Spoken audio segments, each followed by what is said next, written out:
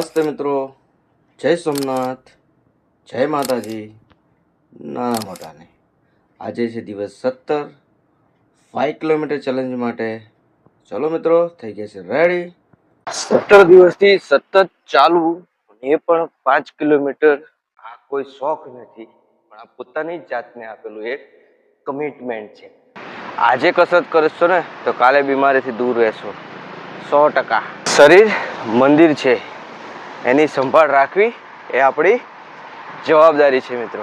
દરરોજ થોડું થોડું ચાલો, પણ ચાલો.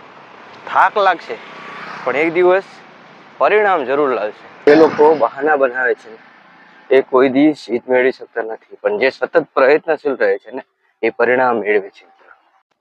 દિવસ 17, 5 kilometre complete. Health is wealth. જય સોમનાથ, બાય બાય. મળીએ કાલે ફરીથી દિવસ 18માં.